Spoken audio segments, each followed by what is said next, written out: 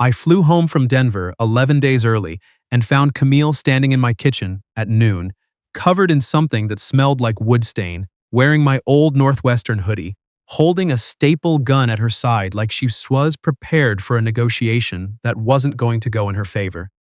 For about 2 seconds, neither of us moved. Then she looked over her shoulder toward the hallway, looked back at me and said, very quietly, "Don't open the hall closet." I want you to understand what my brain did with that sentence. It had just spent 4 hours on a delayed flight out of Daya, another 40 minutes in a lift where the driver was playing a podcast about the Federal Reserve, and the better part of the last 11 days living out of a Marriott in Denver, where the coffee maker sounded like a dying animal at 6 in the morning.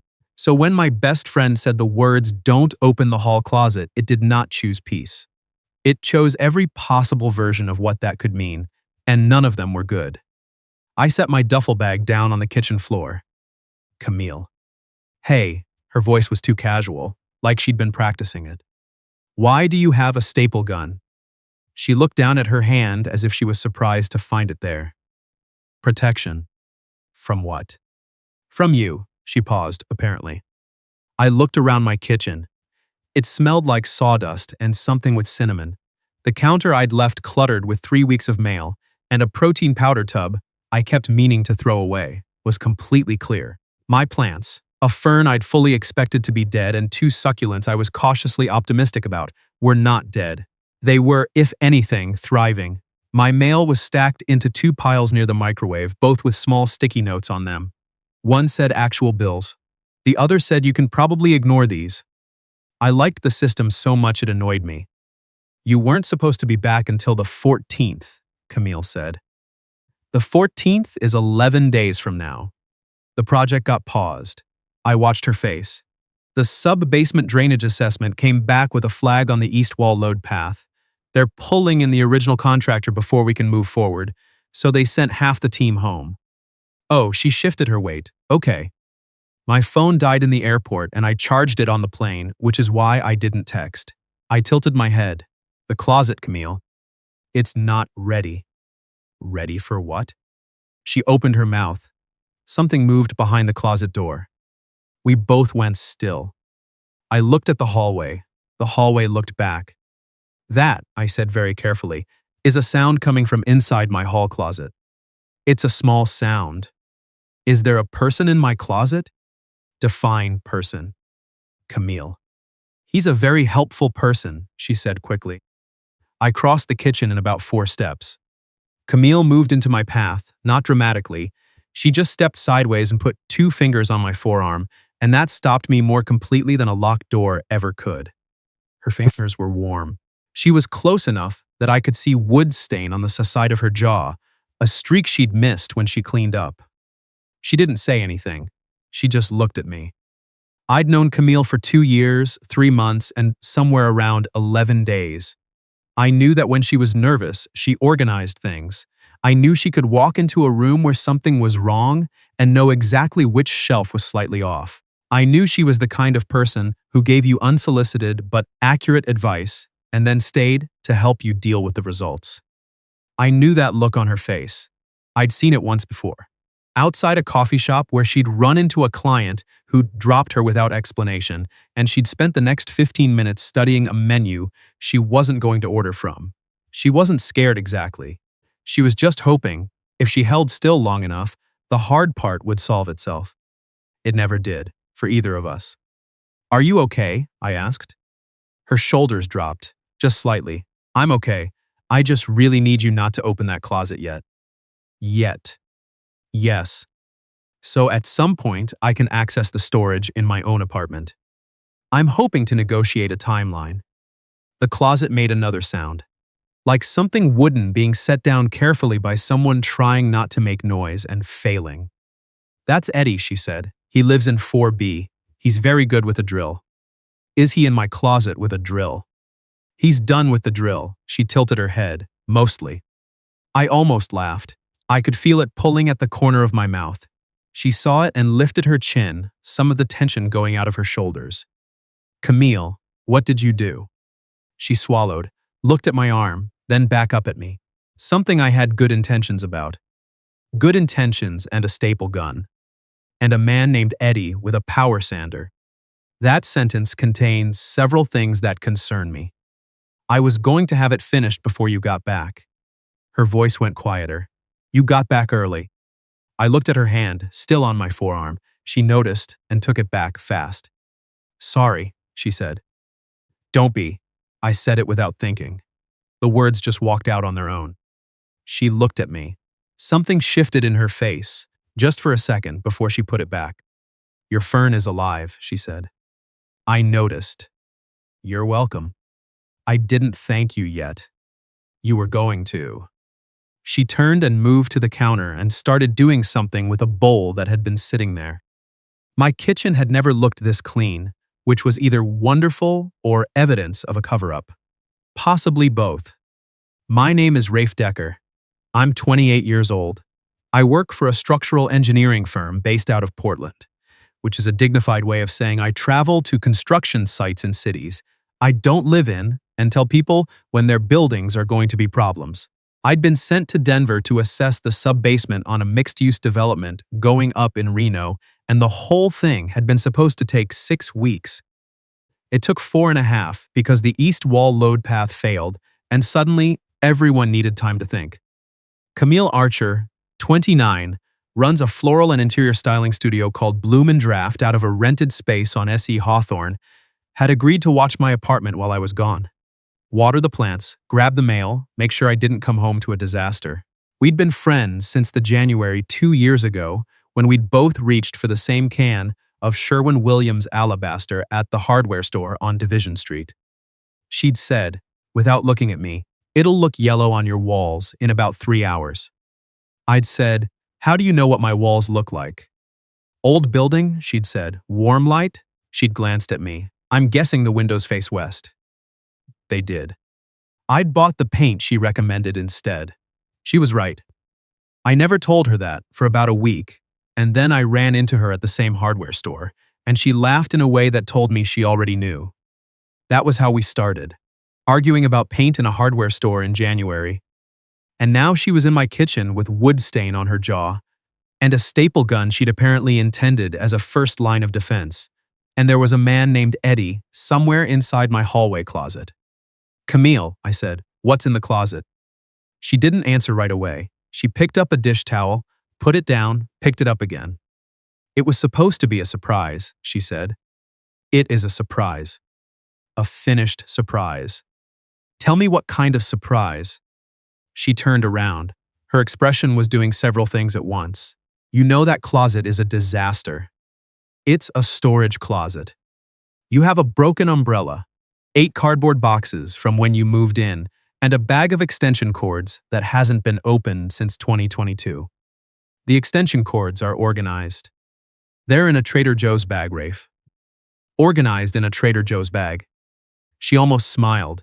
The point is, you have a beautiful apartment and that closet is 4 feet deep and it's just wasted. I crossed my arms. What did you do to my closet? She exhaled. I turned it into a reading nook. The kitchen was very quiet for a second. You turned my storage closet, I said, into a reading nook. It has a cushion and a small lamp, and your books organized in a way that finally makes sense. Eddie built a little bench seat and 2 shelves, and I painted the back wall, and She stopped. It was supposed to be finished. When were you going to tell me? When you walked in the door on the 14th, and I handed you a glass of water and said, by the way, go look at the hall closet. I looked toward the hallway. Can I go look at it now? It's not finished. How not finished?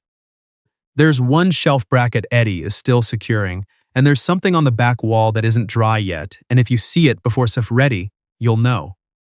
She stopped again. I waited. She opened her eyes. You'll know that I've been thinking about you in a way that's probably outside the agreed-upon scope of plant watering. My chest did something I wasn't ready for. Camille, I said. I know. That's not. I know, she said again, faster. I'm not making it weird. It was just a closet. It was just something that needed doing, and I had the time, and I kept thinking about how you live out of a duffel bag half the year, and you come home, and the apartment is fine, but it doesn't feel like yours yet. Like you haven't settled into it. And I thought if there was one corner that was actually, she gestured, designed, actually put together for you, maybe coming home would feel less like stopping between trips. The afternoon light was coming through my kitchen window at the angle it always does at this time of day, hitting the counter and the edge of the sink. Camille was standing in it without realizing, the way she always positioned herself near light without noticing she did it. Like some instinct she'd never bothered to name. I had missed that, more than I'd told myself on the plane, more than I'd admitted in the hotel room in Denver, when she'd sent me a voice memo of herself complaining about a client who wanted tulips in November, and I'd listened to it 3 times. "I brought you something," I said. She blinked. "What?" "Books. From the tattered cover, over in Capitol Hill. I went the second week because I had a free afternoon and I knew you'd want something from there." I rubbed the back of my neck. "They're in my duffel." She stared at me. I didn't say anything, because I wanted to just hand them to you. "You bought me books." 4 books. One of them is probably one you've already read because I guessed on that one. She pressed her lips together. Her eyes were doing something careful. "Rafe." "Yeah. Why didn't you just tell me you were thinking about me? Why didn't you just tell me you were redoing my closet? Because if I told you, you would have said, 'Don't bother.' I would have. And then you would have come home to the Trader Joe's bag of extension cords." "Which are organized," I said. "Which are in a grocery bag," she said. From the hallway, Eddie's voice came through the closet door. "Cam, I'm done with the bracket. You want me to start on the—" "Eddie," Camille called, with the voice of someone holding a very specific amount of patience together. "Can you wait 5 minutes?" "Is he back?" "Yes." A pause. "Is it going okay?" "Please stop talking." "Got it," Eddie said. He did not stop talking. "I'll just be in here." I looked at the closet. I looked at Camille. How long has he been in there? "Since 9 this morning." "It's noon." He takes breaks. To do what? Talk to me through the door, mostly. I laughed. It came out louder than I meant it to. She covered her mouth with her hand and laughed too, the real one, the one where she had to look away for a second. I'd missed that laugh across 11 days and 4 states and 1 very long flight. "Can I go in?" I said. "Not yet." "Why?" She looked at me. The humor was still there but quieter now, underneath something more honest. "Because the thing on the back wall isn't dry, and I'm not ready." "What's on the back wall?" "Something I painted." "What is it?" She took a breath. Words. I didn't push. Something in the way she said it made me stay where I was. "Okay," I said. "I'll wait." Her shoulders came down another inch. "Thank you." "Can I make coffee?" "I already made coffee. It's in the carafe." I turned to the carafe on my counter. It was a carafe I'd owned for 3 years and never used because I always just made coffee by the cup. I didn't even know I owned a carafe. "Where did you find that?" I said. "Your upper cabinet, behind the Dutch oven, you've also never used." "I use the Dutch oven." "For what?" "Storage." She gave me a look. I poured a cup of coffee, which was unfairly better than anything I'd had in 11 days. We stayed in the kitchen.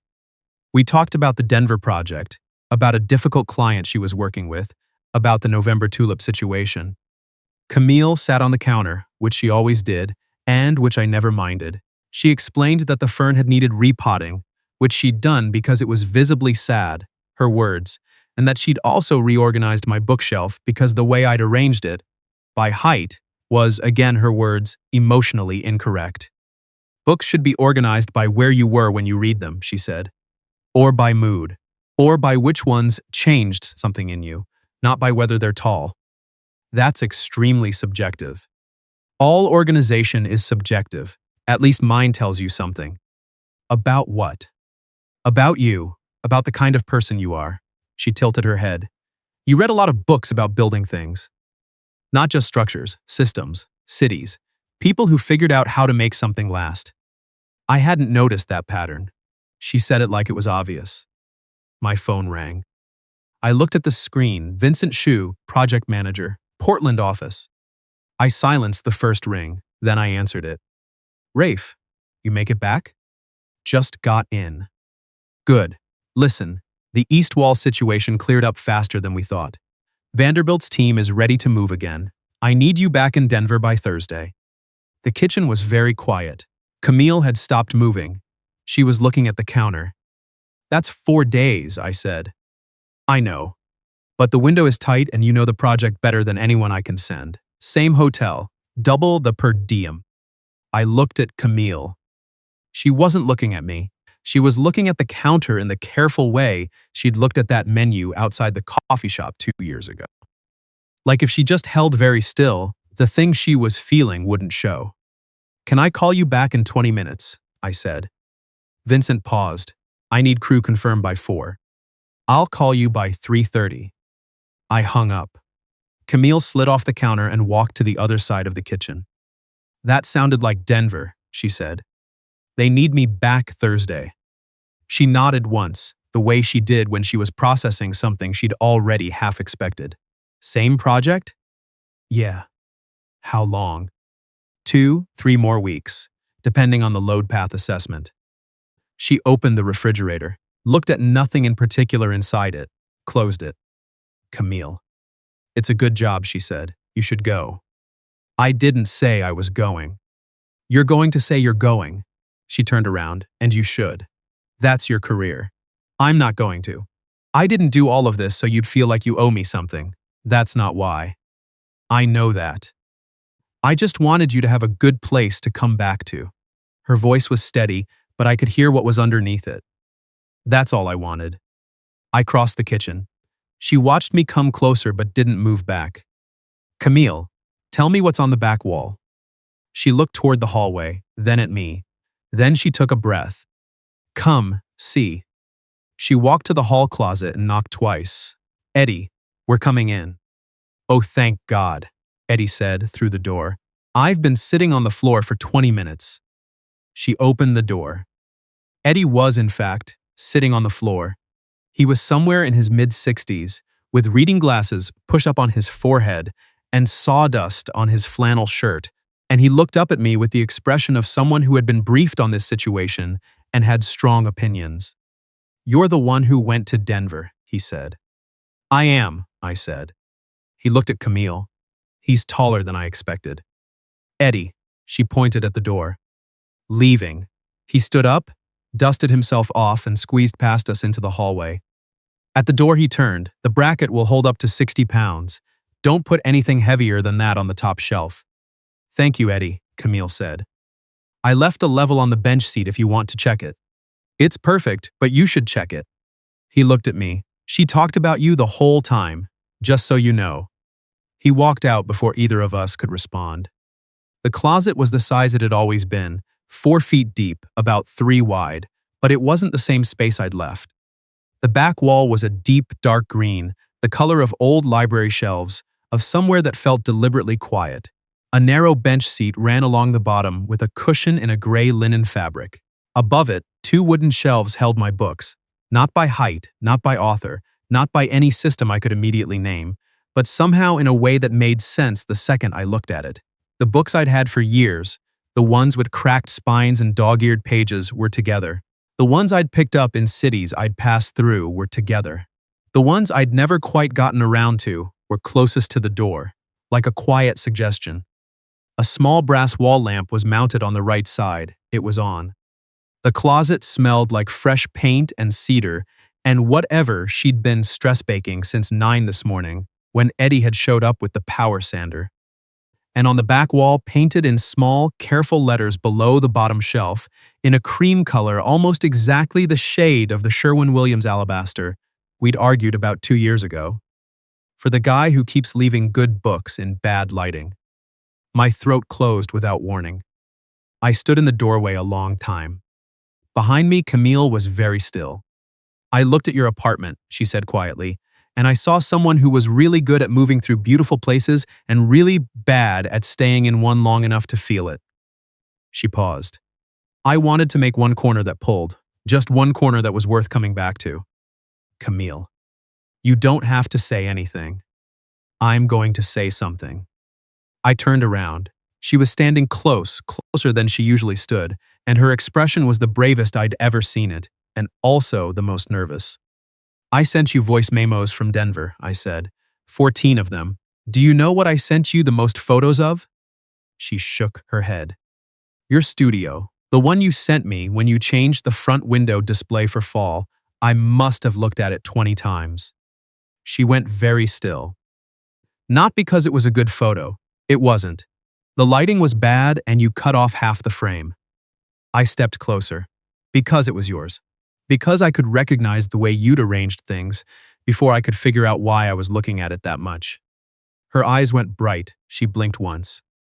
I don't know how to want a place, I said. I've moved 6 times in 5 years.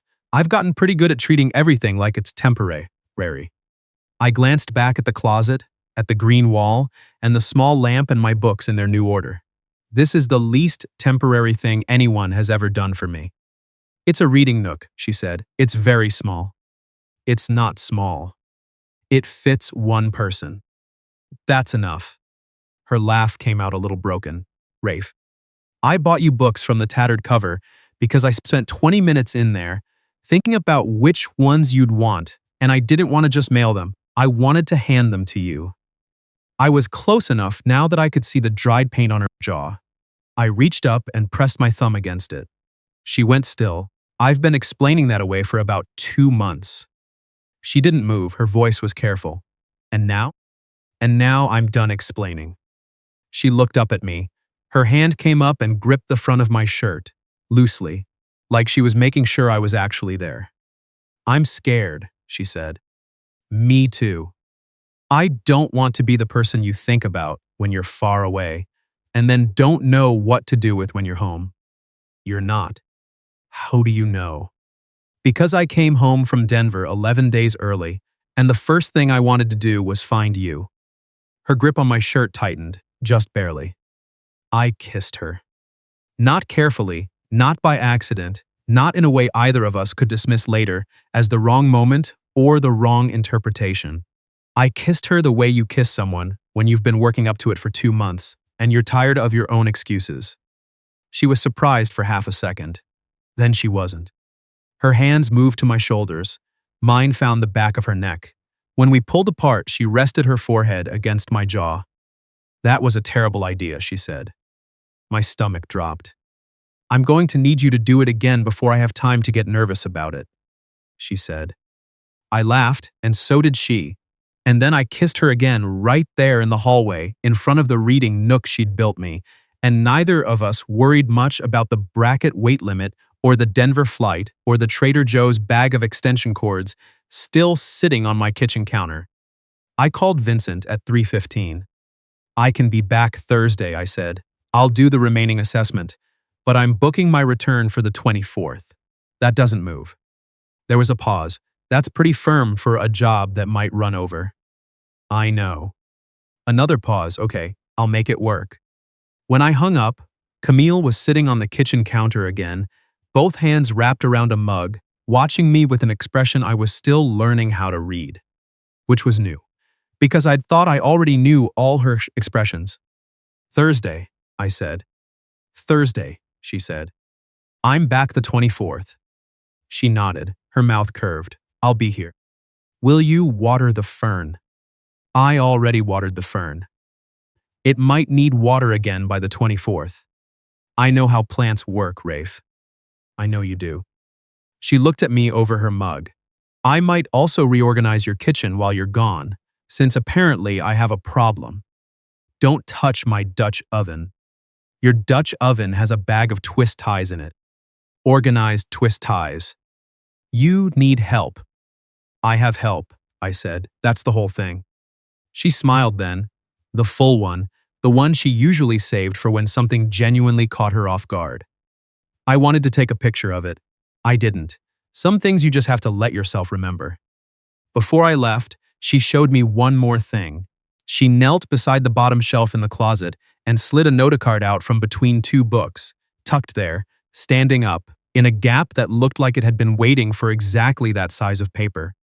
She handed it to me without a word. Come back to me on purpose. I held the card for a long time. I put it there before I knew you were coming home early, she said. I didn't know if you'd find it right away, or a month from now. I just knew that every time you left, there was something I wasn't saying. And I was tired of not saying it. I slid the note card back between the books, right where she'd put it. That stays there, I said. Okay. And I'm coming back on the 24th. I know. On purpose. She looked at me for a second with something quiet and certain behind her eyes. I know that too. Thursday, I flew back to Denver. The hotel was the same. The project was the same. The crew was mostly the same. A few faces swapped out. Same pace, same long days on site, same vending machine dinners when the work ran over. The East Wall load path assessment ended up taking 2.5 weeks, which meant I landed back in Portland 2 days after the 24th because a repour ran over schedule. I called Camille from baggage claim. You're late, she said. 2 days. I'm aware of how many days you are. How's the Fern? Perfect, obviously. Where are you? Just landed. I'm at baggage claim. Silence for a second. Don't get a lift. Why? Longer silence, because I'm outside. She was parked in the cell phone lot, in her dark green Subaru, wearing a jacket I'd never seen before, holding a paper cup of coffee from the place on Division she went to every Sunday morning.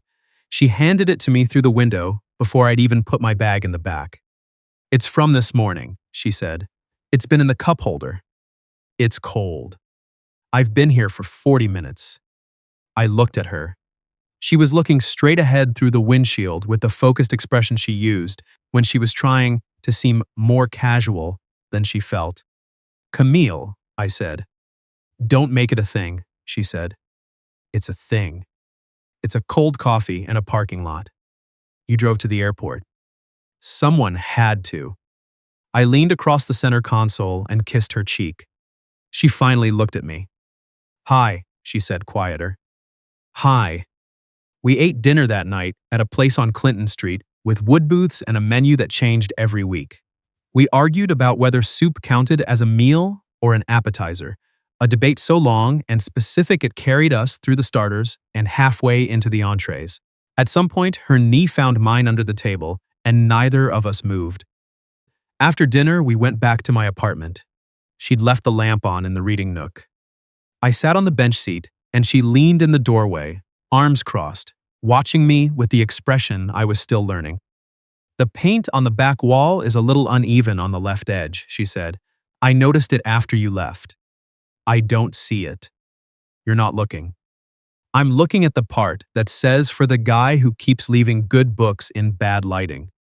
She was quiet for a second. You like it. I like it. It's not weird. It's not weird. She looked at her hands. I started painting it the second week you were gone the first time. I didn't even know I was going to do it. I'd been sanding the back wall and I had the cream paint left over, and she paused, wrote it.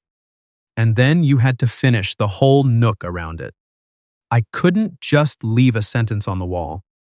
That tracks. She looked up. I crossed the 2 feet of space between us and kissed her in the hallway again, properly, with both of us knowing exactly what it meant this time. Her hands went to my face, which she'd never done before, and I thought, this is what it's supposed to feel like. Not the airports, not the per diems, not the Denver sunsets I kept photographing to send back to someone in Portland. This, right here. The note card stayed on the shelf. 4 months later, Camille brought her drafting table over on a Saturday afternoon. We argued for 45 minutes about where to put it. Before she admitted, the spot by the window was the only place that made sense, which had been my suggestion from the beginning, and which I was smart enough not to point out. Eddie helped carry it up. He looked at the reading nook on his way out and said, Bracken's still holding, with the satisfaction of a man who is right about things and has always known it. She kept a succulent on the windowsill above the drafting table. I kept the books in the order she'd put them, We never changed the reading nook, not the green wall, not the lamp, not the nota card tucked between the books. Last spring, I got offered a 6-month contract in Seattle. Good money, interesting project. The kind of offer I'd have said yes to in under a minute 2 years ago. I turned it down. Not because she asked me to. She didn't. She'd have told me to go if I'd wanted to. She was built that way, and I loved her for it. I turned it down because I sat in the reading nook one morning with coffee and one of the tattered cover books I'd handed her, and she'd handed back with a sticky note inside. And I thought about 6 months of hotel rooms and voice memos and sending her photos of sunsets over a city that wasn't mine. And the math just didn't come out right anymore. Some people are great at leaving. I spent a long time thinking I was one of them. Turns out I was just bad at having somewhere worth staying for. What would you have done if you came home early and your best friend said, "Don't open the closet"?